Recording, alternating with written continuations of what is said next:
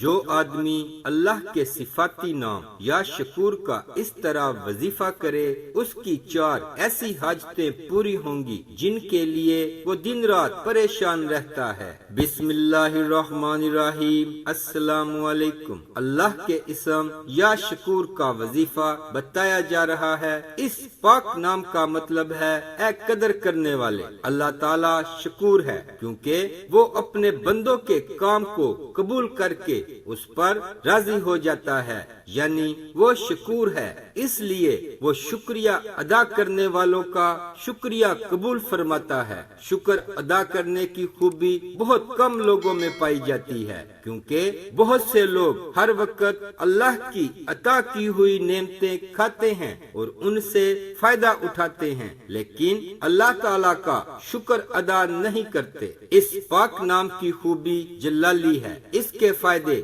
اس طرح ہیں، شکر کا جذبہ اللہ کی توفیق اور عنایت کے بنا نہیں ہو سکتا۔ جو آدمی یہ چاہتا ہو کہ اس کے اندر شکر کا جذبہ پیدا ہو تو اسے چاہیے کہ اس پاک نام کو صبح کے وقت اور رات کو سونے سے پہلے 111 بار روزانہ پڑھے۔ اس کے اندر شکر ادا کرنے کا جذبہ پیدا ہو جائے گا اور وہ شاکر بن جائے گا۔ اللہ اس سے راضی ہو جاتا ہے۔ ایسا آدمی کبھی اللہ کی ناشکری نہیں کرتا اور اسی لیے اللہ تعالیٰ اسے دین و دنیا کی نعمتوں سے مالا مال کر دیتا ہے۔ جو آدمی کھانا کھاتے وقت شروع میں بسم اللہ پڑھ کر اس کے بعد ہر لقمہ کھاتے وقت یا شکور پڑھے اور اسے روزانہ اپنا معمول بنا لے تو اللہ تعالیٰ اس سے راضی ہوگا، اس کے رزق میں اضافہ ہوگا اور دن بدن اس کی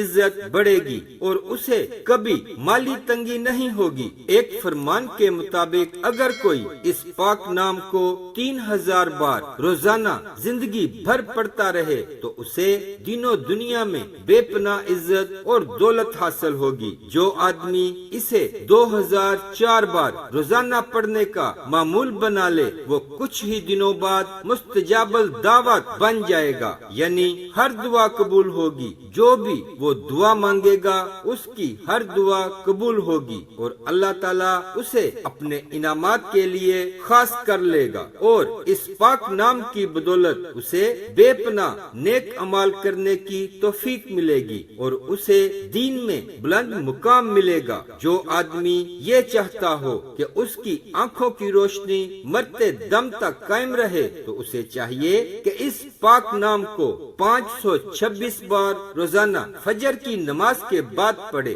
انشاءاللہ اس کی نظر آخری دم تک قائم رہے گی۔ اپنے عمال پر توجہ دیجیے، حقوق العباد لازمی پورے کیجیے اور حقوق اللہ کا بھی خیال رکھیے کیونکہ اللہ کبھی حقوق کے تلف کرنے والے کو پسند نہیں فرماتا۔ قیامت کے دن اللہ اپنے حقوق تو معاف فرما دے گا مگر حقوق العباد یعنی اللہ کی مخلوق کے حقوق جو آپ نے ادا نہیں کیے ہوں گے ان کو معاف نہیں فرمائے گا۔ ان پر آپ کو سزا دی جائے گی اور آپ کی نیکیوں سے ان حقوق کو ادا کیا جائے گا۔